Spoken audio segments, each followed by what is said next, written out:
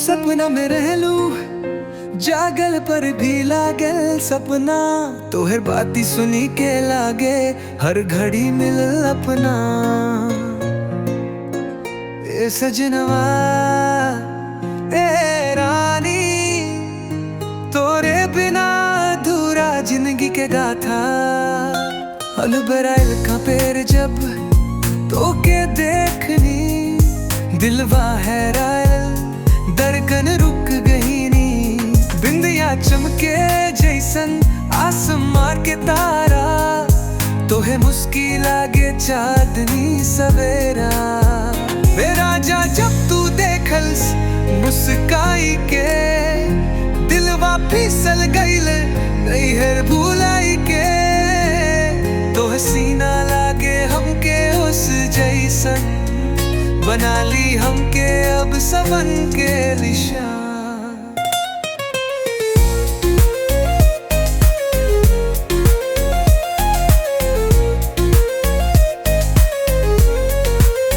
तू बानी रबुआ दिल के धड़कन, हम बानी तो हरे सांसे के जीवन।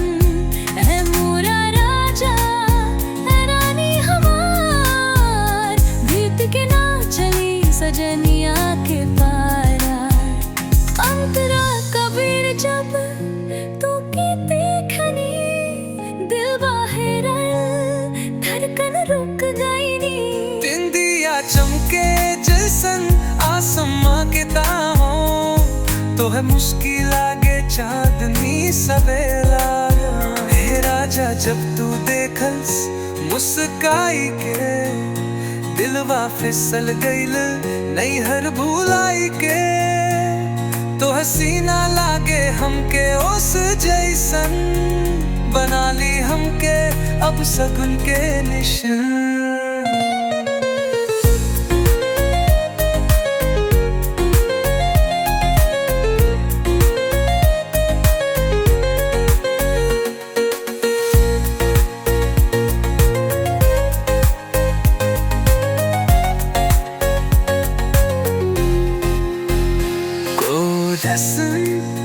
जुग पर बैठ के बत्ती आई, हांदताए तोरे साक्ष बना ली। रिपोर्ट जाई रजाई भी ठंडी में, तो हर नाम आके चुम्मा दे गाली। पगला फारस तू अब ते दिल दाया, ते साक प्यार